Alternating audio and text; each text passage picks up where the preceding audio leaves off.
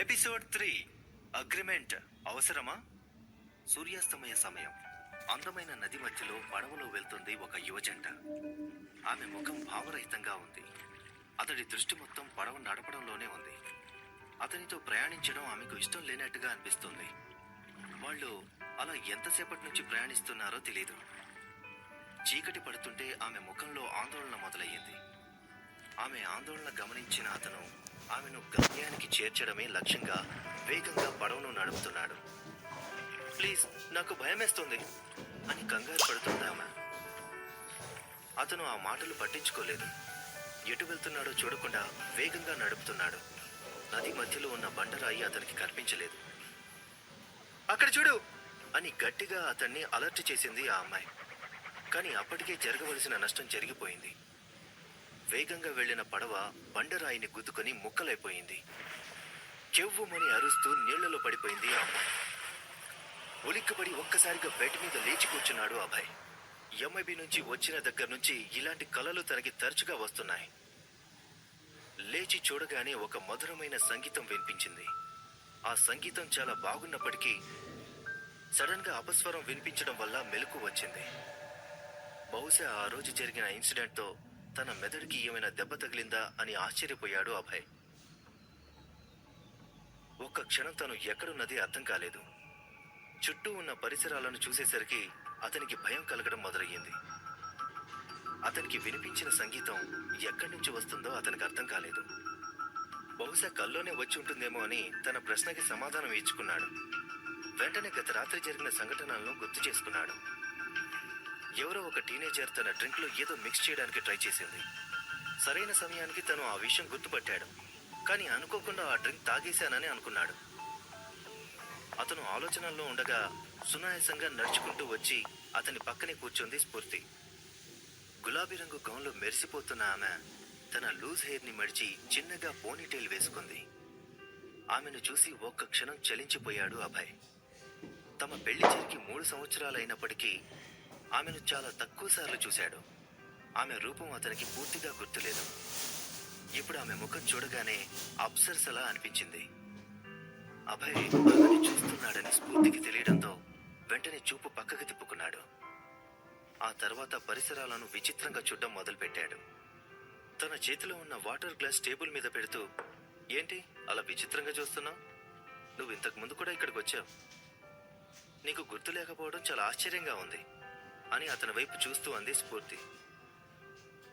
అప్పటికి అభయ్ మనసు కొంచెం కుదటపడింది. ఇది మీ ఇల్లా అంటూనే, సారీ, నన్ను క్షమించు, నిన్న రాత్రి అనవసరంగా నా వల్ల నీకు ప్రాబ్లం అయిందనుకుంటా అంటూ స్ఫూర్తికి క్షమాపణ చెప్పాడు. ఆ తర్వాత లేచి అక్కడి నుంచి వెళ్ళిపోవడానికి ట్రై చేశాడు. కొంచెం వాటర్ తాగు, సెట్ అవుతుంది అని చెప్పి పక్క రూంలోకి వెళ్ళింది స్ఫూర్తి. అభయ్ కూడా వాటర్ తాగి ఆమెను అనుసరించాడు. ఆ గదిలో చాలా పెద్ద పియానో ఉంది. స్ఫూర్తి దాని దగ్గర కూర్చొని ఒక రాగం ప్లే చేసింది. సడన్ గా తనకి కలలో వినిపించింది ఇదే రాగమని అభయ్కి అర్థమైంది. మంచినీళ్లు తాగి అక్కడి నుంచి వెళ్లిపోతా అనుకున్నాడు అభయ్. పియానో వాయిస్తూ స్ఫూర్తి కనీసం తలైనా తిప్పకుండా, ఇప్పుడే మెయిన్ గేట్ నుంచి వెళ్ళావంటే రిపోర్టర్స్ అందరూ నిన్ను చూసి పట్టేసుకుంటారు. అప్పుడు నెక్స్ట్ డే మనకి పెళ్ళైన విషయం పేపర్లో పెద్ద అక్షరాలు వచ్చేస్తుంది అని చెప్పింది. ఇది వినగానే ఎక్కువగా ఆలోచించకుండా ప్రశాంతంగా వెళ్లి సోఫాలో కూర్చున్నాడు. Can I have a smoke here అని అడిగాడు అభయ్. అతని ప్రశ్నకు సమాధానం చెప్పకుండా ఇంకా పియానో వాయిస్తూనే ఉంది స్ఫూర్తి. ఆ ట్యూన్ చాలా కొత్తగా సాఫ్ట్గా అనిపించింది. అభయ్ సిగరెట్ కాల్చడం మొదలుపెట్టాడు. ఆ సంగీతం వింటూ సిగరెట్ కాలుస్తూ ఉంటే అతనికేదో లోకానికి వెళ్లిపోయినట్టు అనిపించింది. తను ఇప్పటి వరకు అనుభవించిన టెన్షన్ అంతా చేత్తో తీసేసినట్టు పోయింది. ఏంటి సడన్ గా ఊడిపడ్డావు?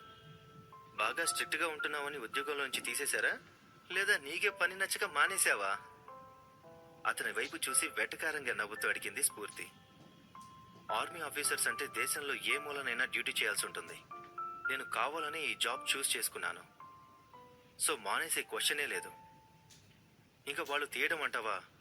అలా చేస్తే వాళ్ళకు నాలాంటి ఆఫీసర్స్ దొరికే ఛాన్స్ ఉండదు అన్నాడు అభయ్. ఏంటి, నీ మీద నీకు అంత కాన్ఫిడెన్సా అని అడిగింది స్ఫూర్తి. ఆ ప్రశ్నకు అభయ్ సమాధానం చెప్పలేదు. అక్కడే ముభావంగా సిగరెట్ కాలుస్తూ కూర్చున్నాడు. అతనికి ఆమె ధోరణి కొత్తేం కాదు. ఎప్పుడు ఇలాగే తనని ఎగతాళి చేస్తూ ఉంటుంది. అది సరే, ఏంటింత వీక్గా కనిపిస్తున్నావు? అసలేం జరిగింది? ఇక్కడికి ఎందుకు వచ్చావు అని అడిగింది స్ఫూర్తి. ఆమె మాటల్లోని ద్వంద్వ వైఖరి అతనికి కనబడుతూ ఉంది. ఒక పక్క తనంటే ఇష్టం లేకపోయినా కూడా ఎలా ఉన్నావు, ఏం చేస్తున్నావు అని క్షేమ సమాచారాలు కనుక్కుంటూ ఉంటుంది. ఆమె క్యారెక్టర్ని అర్థం చేసుకోవడం చాలా కష్టం అతడికి. ఒక రకంగా చెప్పాలంటే ఆర్మీని వదిలేసినట్టే. ఆర్మీ నుంచి కొంతకాలం దూరంగా ఉండాలనుకుంటున్నాను. ఇకపై ఇక్కడే పోలీస్ ఆఫీసర్గా పనిచేస్తాను. కానీ నువ్వేం భయపడాల్సిన అవసరం లేదు. నేను నిన్ను ఇబ్బంది పెట్టను. ఇదివరకు ఏ విధంగా అయితే మనం ఒకరంటే ఒకరు తెలియనట్టున్నామో ఇప్పుడు కూడా అలాగే ఉందాం. నువ్వు వర్రీ అవ్వాల్సిన అవసరం లేదు అని సమాధానం ఇచ్చాడు అభయ్. నువ్వింత ఎక్స్ప్లెనేషన్ ఇచ్చుకోవాల్సిన అవసరం లేదు. నువ్వు నీ మాట నిలబెట్టుకుంటావని నాకు తెలుసు. అందుకేగా డాడీ ఏరుకోరి మరీ నిన్ను నా కోసం సెలెక్ట్ చేశారు అంది స్ఫూర్తి. కొన్ని నిమిషాల మౌనం తర్వాత, సరే నువ్వేమైనా చేసుకో, నాకేం ప్రాబ్లం లేదు. కానీ మన ఇద్దరం కలిసి ఉంటామనే ఆశ మాత్రం పెట్టుకోకు. ఎక్కువగా ఆలోచించకుండా బ్రేక్ఫాస్ట్ తినేసి వెళ్ళిపో అని ఘాటుగా సమాధానం చెప్పి పక్కనే ఉన్న ఒక ఫిల్మ్ స్క్రిప్ట్ తీసి చదువుతూ కూర్చుంది స్ఫూర్తి. వారిద్దరూ మాట్లాడుకుంటూ ఉండగానే అభిలాష అక్కడికొచ్చింది. వీళ్ళిద్దరూ ఏం మాట్లాడుకుంటున్నారు అని ఆమెకు క్యూరియస్ గా ఉంది. నిన్న రాత్రి నుంచి తనకి షాకుల మీద షాకులు తగులుతున్నాయి. మొదట స్ఫూర్తి ప్రెస్ మీట్ నుంచి సడన్ గా లేచి వెళ్ళిపోయింది. ఆ తర్వాత ఎవరికీ చెప్పకుండా తనని ఒక బార్ దగ్గరకు తీసుకెళ్ళింది. ఆ తర్వాత స్ఫూర్తికి పెళ్ళైందనే విషయం అర్థమైంది. స్ఫూర్తి లైఫ్ లో ఏం జరుగుతుందో తెలుసుకోవాలని ఆమె పర్మిషన్ లేకుండా అక్కడికొచ్చి నిల్చొని చూస్తుంది. సహజంగా అయితే ఇలాంటి విషయాలు పెద్దగా పట్టించుకోదు స్ఫూర్తి. అభిలాష అంటే ఆమెకెంతో అభిమానం. ఆమె బబ్లీ మాటలు కానీ, నిరంతరం నవ్వించడానికి ఆమె క్రాక్ జోక్స్ కానీ ఎంతగానో ఎంజాయ్ చేస్తుంది స్ఫూర్తి. ఆమెను చూడగానే తన అంతరంగ సమావేశం డిస్టర్బ్ అయినట్టు కిందకి వెళ్ళిపోమని చెప్పింది స్ఫూర్తి. ఆమె వైపే రెప్పార్పకుండా చూస్తున్నాడు అభయ్. తన ముఖం చూడాలన్నా స్ఫూర్తికి పెద్దగా ఇష్టం లేదనే విషయం అభయ్కి తెలుసు. నిజానికి వాళ్ళిద్దరికి పెళ్లి చేసుకోవాలని ఇష్టం కూడా లేదు. అందువల్లే ఆమె తన కలలన్నీ వదులుకొని అభయ్ కోసం హైదరాబాద్ రావాల్సిన అవసరం వచ్చింది. నేను మీ డాడీకి చాలాసార్లు నాకు ఈ పెళ్లి ఇష్టం లేదని చెప్పడానికి ట్రై చేశాను. కానీ ఆయన ఒప్పుకోలేదు. సారీ, నీకు ఇష్టం లేకపోయినా నువ్వు నన్ను పెళ్లి చేసుకోవాల్సి వచ్చింది. ఫ్యూచర్లో నువ్వు ఎవరినైనా పెళ్లి చేసుకోవాలనుకున్నా కానీ నాకు ఎటువంటి ప్రాబ్లం లేదు. మన పెళ్లి విషయం బయట పబ్లిక్లో లీక్ అయిందంటే నీ కెరీర్ సర్వనాశనం అయిపోతుందని కూడా తెలుసు. నాకు టైం ఇస్తే నేను మీ డాడీతో డివోర్స్ గురించి మాట్లాడి కన్విన్స్ చేయడానికి ట్రై చేస్తాను అని చాలా నిజాయితీగా చెప్పాడు అభయ్. ఈసారి నిశ్శబ్దంగా ఉండడం స్ఫూర్తివంతయింది. కానీ ఏం సమాధానం చెప్పకుండా స్క్రిప్ట్ పేపర్స్లో తల దూర్చుకుని కూర్చుంది. అభిలాషని వెళ్ళిపోమని స్ఫూర్తి చెప్పినా కూడా అక్కడే ఉండి చూస్తోంది. స్ఫూర్తి లాంటి హీరోయిన్ అభయ్ లాంటి మామూలు మనిషిని ఎందుకు పెళ్లి చేసుకుందో ఎంత ఆలోచించినా అభిలాషకు అర్థం కాలేదు. స్ఫూర్తి ఎప్పుడూ ఒక గొప్పింటి బిడ్డనో లేదా మల్టీ మిలియనీర్ని పెళ్లి చేసుకుంటుందని అనుకునేది. కానీ ఇండియాలో పెద్ద సూపర్ స్టార్ అయిన స్ఫూర్తి అభయ్ లాంటి ఒక సాధారణ పోలీస్ ఆఫీసర్ని పెళ్లి చేసుకుంటుందని అస్సలు అనుకోలేదు.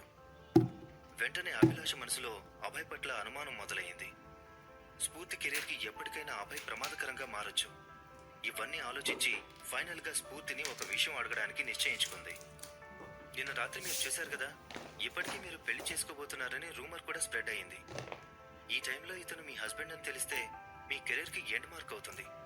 జనరల్ గా మ్యారేజ్ అయిన హీరోయిన్స్ ని అసలు ఎవరు హీరోయిన్ గా కన్సిడర్ చేయరు. వాళ్ళకి సపోర్టింగ్ రోల్ కాదు కదా, కనీసం తల్లి పాత్ర కూడా రావడం అప్పుడప్పుడు గగనం అవుతూ ఉంటుంది. మ్యారేజ్ తర్వాత కెరీర్ స్పాయిల్ అయిన ఎన్నో కేసెస్ నాకు తెలుసు. ఎప్పటికైనా మీ హస్బెండ్ మీ కెరీర్ కి ప్రాబ్లం క్రియేట్ చేస్తాడని నాకు అనిపిస్తుంది. అలా జరగకుండా ఉండాలంటే మనం ఒక అగ్రిమెంట్ చేసుకుంటే బెటర్ అని నా ఫీలింగ్ అని ఆలోచిస్తూ చెప్పింది అభిలాష. ఇది వినగానే స్ఫూర్తి కోపంతో రగిలిపోయింది. అభయ్ కూడా అభిలాష వైపు విచిత్రంగా చూశాడు. సార్, మీరు అలా ఏం చేయరని నాకు తెలుసు. కానీ మేడం కెరీర్ విషయంలో మా కంపెనీ ఎలాంటి రిస్క్ తీసుకోలేదు. ఒక అగ్రిమెంట్ ఉంటే కనుక మేడంకి మీకు మధ్య ఉన్న రిలేషన్ బయటకు తెలియకుండా ఉంటుంది. ఇకపై ఎప్పుడు కూడా మీరు మేడం లైఫ్లో ఎంటర్ అవ్వకుండా ఈ అగ్రిమెంట్ మిమ్మల్ని నిరోధిస్తుంది అని అభయ్ వైపు చూస్తూ చెప్పింది అభిలాష. ఈ మాట వినగానే అభయ్కి నవ్వొచ్చింది. మా ఇద్దరి మధ్య నీలాంటి మీడియేటర్ అవసరం లేదు. స్ఫూర్తి కెరీర్ మీద నాకు కూడా కన్సర్న్ ఉంది. ఇంతకుముందు ఎప్పుడు కూడా స్ఫూర్తి నా భార్య అని ఎవరికీ నేను చెప్పలేదు. ఇక మీదట కూడా ఎవరికీ చెప్పను. నీకు మీ కంపెనీకి భయపడాల్సిన అవసరం లేదు అని చెప్పి అక్కడి నుంచి వెళ్ళిపోవడానికి సిద్ధపడ్డాడు. అతను చెప్తున్నాడు కానీ మాటల్ని నమ్మలేము. అగ్రిమెంట్ సైన్ చేయకపోతే అతను మిమ్మల్ని బ్లాక్మెయిల్ చేసే అవకాశం ఉంది. అంతేకాదు మీ ఫ్యూచర్ ప్రాజెక్ట్ మీద కూడా ఈ విషయం ప్రభావం చూపిస్తుంది. ఒక పెళ్ళైన అమ్మాయి మీద ఇన్వెస్ట్ చేయడానికి ఎవరు ముందుకు రారు అని భయం వ్యక్తం చేసింది అభిలాష. అతను ఏం చెప్పాడో నువ్వు వినలేదా? నాకు పెళ్ళై 3 సంవత్సరాలైనా కానీ ఎవరికి ఈ విషయం చెప్పలేదు.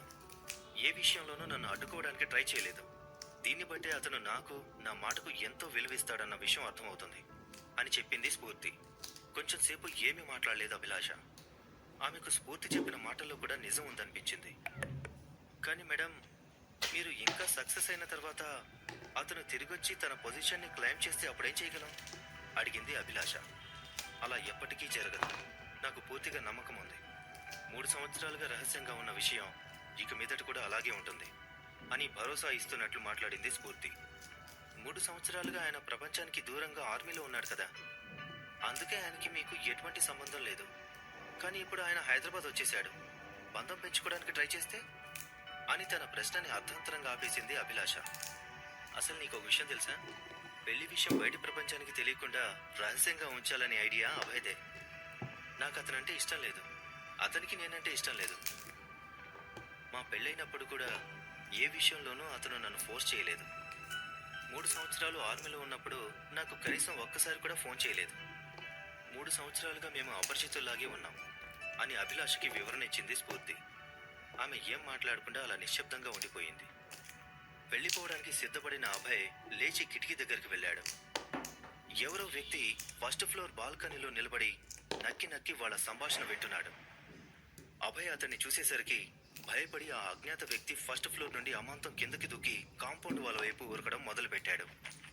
ఆ వ్యక్తి చేతిలో కెమెరా కనిపించింది. ఆశ్చర్యంతో అభయ్ కళ్ళు పెద్దవయ్యాయి. వెంటనే ముందు వెనక ఆలోచించకుండా పరుగు పరుగున కాంపౌండ్ వాల్ దగ్గరికి చేరుకున్నాడు. అతను అలా పరిగెట్టడం చూసి అభిలాష స్ఫూర్తిలో ఆందోళనకు గురయ్యారు. అతడు పత్రికా విలేకరి అని అభిలాష ఖచ్చితంగా చెప్పగలదు. ఆ టైంలో సెక్యూరిటీని పిలవాలనే ఆలోచన కూడా ఎవ్వరికీ రాలేదు. క్షణాల్లో ఆ వ్యక్తి పారిపోయాడు. ఏం చేయాలో తెలియక నిస్సహాయంగా అటువైపు చూస్తున్నాడు అభయ్.